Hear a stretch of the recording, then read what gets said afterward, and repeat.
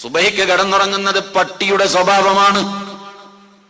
പട്ടികൾ സുബഹി വരെ റോട്ടുമ്മൽ കാണും. ബസ്സിലും കാറിലും വാഹനത്തിലൊക്കെ യാത്ര ചെയ്യുമ്പോ രാവിലെ വരെ പട്ടികളും നായ്ക്കളും ഇങ്ങനെ കിടന്ന് ഓടിക്കളിക്കും. സുബഹിന്റെ ബാങ്കിന് അല്പം മുമ്പ് അവരങ്ങ് കിടന്നുറങ്ങും. പട്ടികൾ അങ്ങനെയാ. അതേ സമയത്ത് ആട് അങ്ങനെയല്ല. ആടുകൾ നേരത്തെ കിടന്നുറങ്ങും. സുബഹിക്ക് അല്പം മുമ്പ് എഴുന്നേറ്റിട്ട് ആടുകളെ വളർത്തുന്ന കൂട്ടിൽ നിന്ന് പിടപെട ശബ്ദം കേൾക്കും. അവൻ ആ തല കിടന്ന് അടിക്കുന്നത് കൊണ്ട് ആ ചെവികൾ രണ്ടും തമ്മിലടിക്കുന്ന ശബ്ദം കൂട്ടിൽ നിന്ന് എഴുന്നേറ്റ് നിന്ന് തലയൊക്കെ ഒന്ന് കുടഞ്ഞ് ഉറക്കൊക്കെ ശരിക്കൊന്ന് ഉണർന്ന് സുബഹിക്ക് മുമ്പ് കൂടുകളിൽ നിന്ന് ഉണർന്നിട്ട് എഴുന്നേൽക്കുന്ന ജീവിയാണ് ആട്. വളരെ വലിയ ബറക്കത്തുള്ള ജീവിയാ. ആടിന് മേക്കാത്ത അമ്പിയാക്കന്മാരാരുള്ളത്? ബറക്കത്തുള്ള ജീവിയാണ് ആട്. ആടിന്റെ സ്വഭാവമാണ് നമുക്ക് വേണ്ടത്. അതുകൊണ്ടാണല്ലോ ആടിനെ എല്ലാ അമ്പിയാക്കന്മാരും ആടിനെ മേക്കാൻ പോയല്ലോ. ഒരു ബറക്കത്തുള്ള ജീവി തന്നെയാണ്. അമ്പിയാവിന് മേക്കാൻ അള്ളാഹു നിശ്ചയിച്ചു കൊടുത്ത ജീവി എന്നതുകൊണ്ട് തന്നെ ബറക്കത്തുള്ള ജീവിയാണ്. സുബഹിക്ക് മുമ്പ് ഉണരും. അത് വീട്ടിലുണ്ടായാലും വലിയ ബർക്കത്താ. അതേസമയം പട്ടികളോ തീരെ ഒരു ബർക്കത്തില്. ഇബ്ലീസ് തുപ്പിയതിൽ നിന്ന് പടച്ചതല്ലേ. ആദം നബി അലൈഹിസ്സലാമിനെ സ്വർഗത്തിന്റെ വാതിൽക്കൽ അല്ലാഹു തആല പടച്ച് 40 കൊല്ലം ഒരു മണ്ണിന്റെ കൂടായിട്ട് അവിടെ ഇട്ടു. അന്ന് ഇബ്ലീസ് എന്നുള്ള പേര് വന്നിട്ടില്ലല്ലോ. ഈ ചങ്ങാതി മലക്കുകളുടെ ഉസ്താദല്ലേ. മലക്കുകളുടെ ഉസ്താദായ ഇവൻ സ്വർഗത്തിലേക്ക് ഇങ്ങനെ പോയി വരികയൊക്കെ ചെയ്യുമ്പോ ആ സ്വർഗത്തിന്റെ പടിവാതിൽക്കൽ ഒരു മനുഷ്യൻ കിടക്കും. ഇതാണിപ്പോ അള്ളാഹ് പടക്കാൻ പോകുന്ന ആള് എന്ന് പറഞ്ഞ് കാർക്കിച്ച് തുപ്പി. ആ തുപ്പിയത് ഇങ്ങനെ നുള്ളിയെടുത്തിട്ട് അതങ്ങ് വലിച്ചെറിഞ്ഞിട്ട് അതുകൊണ്ട് ആ നായനെ സൃഷ്ടിച്ചത്. അതാണത്രേ നമ്മുടെ പുക്കിളിന്റെ ഭാഗത്തൊരു കുഴി വന്നത്. അവിടെയാണ് അവൻ തുപ്പിയത്.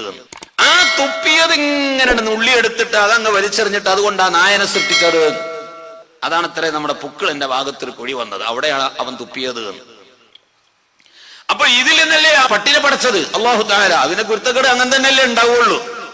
സഹോദരങ്ങളെ, നേരത്തെ കിടന്നുറങ്ങണം. അല്ലാഹുവിന്റെ റസൂൽ പറഞ്ഞു, ഇശാക്ക് ശേഷം ഇൽമിയായ ഇങ്ങനത്തെ സംസാരങ്ങൾക്ക് വിരോധമില്ല. അല്ലാതെ വെറുതെ ഇരുന്ന് സൊറ പറയുന്നത് റസൂലുള്ള വെറുത്ത സംഗതിയാ. വേഗം കിടന്നുറങ്ങുക. ഇശാ നിസ്കാരം കഴിഞ്ഞാൽ എന്താ പരിപാടി? ഇശാ ജമാഅത്ത് കഴിഞ്ഞ് വന്ന് ഹദ്ദാദ് കഴിഞ്ഞാൽ വീട്ടിലുള്ള ഭാര്യയും മക്കളും എല്ലാം കൂടി ഭക്ഷണം കഴിച്ച് എത്രയും പെട്ടെന്ന് കിടന്നുറങ്ങിക്കഴിഞ്ഞാൽ സുബഹിക്ക് നേരത്തെ ഉണരാം. നല്ല ബർക്കത്തുള്ള സമയമാണ്. വിദ്യാർത്ഥികൾക്ക് പഠിക്കാൻ പറ്റിയ സമയമാണ്. സുബഹി നിസ്കാരം കഴിഞ്ഞ് കുറച്ച് സമയം ഇരുന്ന് ഖുർആൻ ഓതിയിട്ട് സ്കൂളിലേക്കുള്ളത് പരീക്ഷക്കുള്ളത് വായിച്ചിട്ട് പരീക്ഷയ്ക്ക് പോയി നോക്കൂ. രാത്രി ഉറക്കമൊഴിച്ച് 2 മണി വരെ വായിക്കാണ്. എന്നിട്ട് 2 മണിക്കോ 3 മണിക്കോ കിടന്നുറങ്ങാണ്. സുബഹി ഖലാക്കി എഴുന്നേറ്റിട്ട് പരീക്ഷയ്ക്ക് പോകുന്നു. ആ പരീക്ഷയിൽ എന്ത് ബർക്കത്താ ഉള്ളത്? അതേ സമയത്ത് ഭക്ഷണം കഴിച്ച് ഹദ്ദാദ് ഓതി കുറച്ചെന്തെങ്കിലുമൊക്കെ വായിക്കണമെങ്കിൽ വായിച്ച് വേഗം അങ്ങ് കിടന്നുറങ്ങുക, കൂടുതൽ വൈകാതെ. ശരീരത്തിന് അത്യാവശ്യമായ ഉറക്കം, നിർബന്ധമായ ആവശ്യത്തിനുള്ള ഉറക്കം കിട്ടണം. അങ്ങനെ ഉറങ്ങിയതിനു ശേഷം എഴുന്നേറ്റ് തഹജ്ജുദ് നിസ്കരിച്ചുകൊണ്ട് സുബഹിയെ പ്രതീക്ഷിച്ചിരിക്കുന്നു. സുബഹി നിസ്കാരം കഴിഞ്ഞുകൊണ്ട് ഖുർആൻ ഓതിയിട്ട് കുറച്ചുകൂടി പാഠപുസ്തകങ്ങൾ വായിക്കും, പരീക്ഷയ്ക്കുള്ളത് വായിച്ചുകൊണ്ട് ദുആ ചെയ്ത് ഇറങ്ങിപ്പോയാൽ എന്തൊരു ബർക്കത്താണ്. കച്ചവടത്തിന് പോയാൽ എന്ത് ബർക്കത്താണ്, കൃഷിക്ക് പോയാൽ എന്ത് ബർക്കത്താണ്, വാഹനം ഓടിക്കുകയാണെങ്കിൽ എന്തൊരു ബർക്കത്താണ്. എല്ലാ നന്മക്കും ബർക്കത്തുള്ള സംഗതിയല്ലേ അത്. സുബഹി നിസ്കരിക്കാത്തവന് നഹ്സാണെന്ന് നബിയുനാ റസൂലുള്ളാഹി. സുബഹി ഖളാക്കിയവന് അന്നത്തെ ദിവസം നഹ്സ് തന്നെ. ചുരുക്കത്തിൽ ഞാൻ പറഞ്ഞു വരുന്നത് തഹജ്ജുദ് നിസ്കാരം നിലനിർത്തണം. ബഹുമാനപ്പെട്ട അബൂ യസീദുൽ ബിസ്താമി റളിയല്ലാഹു അൻഹു ഒരു ദിവസം തണുത്ത വെള്ളം കുടിച്ചു. ഒരു ഗ്ലാസ് തണുത്ത വെള്ളം കുടിച്ചു. താരങ്ങ് കിടന്നു ഉറങ്ങിപ്പോയി. അന്ന് തഹജ്ജുദ് കിട്ടിയില്ല. സുബഹിന്റെ ബാങ്ക് വിളിച്ചപ്പോഴാ ഉണർന്നത്. ബഹുമാനപ്പെട്ട അബൂ യസീദുൽ ബിസ്താമി ശരീരത്തോട് പറയുന്നു, എന്റെ ശരീരമേ, ഇന്നലെ ഞാൻ നിനക്ക് നല്ല തണുത്ത വെള്ളം തന്നു. അതങ്ങ് കുടിച്ചപ്പോൾ നീ സുഖമായിട്ട് ഉറങ്ങി. എന്റെ തഹജ്ജുദ് മുടക്കി. മേലിൽ നിനക്ക് ഞാൻ വെള്ളം തരില്ല എന്ന് പറഞ്ഞുകൊണ്ട് അബൂ യസീദുൽ ബിസ്താമി റളിയല്ലാഹു അൻഹു തന്റെ ശരീരത്തിന് കൊല്ലങ്ങളോളം വെള്ളം കൊടുത്തില്ല. ശുദ്ധവെള്ളം, തണുത്ത വെള്ളം കൊടുത്തില്ല. വെള്ളം കുടിക്കാതെ താനങ്ങ് ജീവിച്ചു. രാത്രി സമയത്ത് പറയും, ശരീരമേ, നിനക്ക് ഞാൻ വെള്ളം തരില്ല. നീയാണ് ആ അപകടം വരുത്തി വെച്ചത്, സഹിച്ചോളൂ.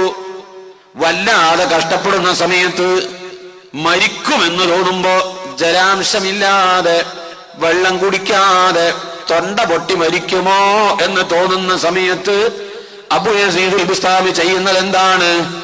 ഒരു പാത്രത്തിൽ വെള്ളമെടുത്തുകൊണ്ട് മുറ്റത്തേക്ക് ഇറങ്ങി മണ്ണിലേക്ക് ആ വെള്ളം അങ്ങ് ഒഴിക്കും. ആ വെള്ളം മണ്ണിലൊന്ന് കുഴക്കും. എന്നിട്ട് മണ്ണ് കുഴച്ച് ഒരു ഉരുളയാക്കി കയ്യിൽ വെക്കും.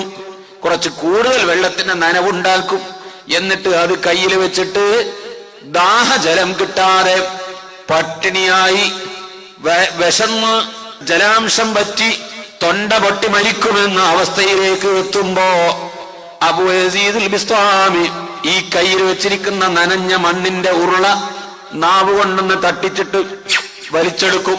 അത് മതി, അത് മതി, നിനക്ക് അത്ര മതി. ശരീരമേ, എനിക്ക് ഹിസാബ് കൂടാതെ സ്വർഗത്തിലേക്ക് പോകാൻ പറ്റിയ അമല് ഞാൻ പതിവാക്കി പോരുന്നവനാണ്. ഒരു ദിവസം നിനക്ക് വെള്ളം തന്ന കാരണത്താൽ നീ എനിക്ക് സുഖമായി എന്റെ ശരീരത്തെ ഉറക്കിക്കളഞ്ഞു. അത് കാരണം എന്റെ തഹജ്ജുദ് മുടങ്ങി.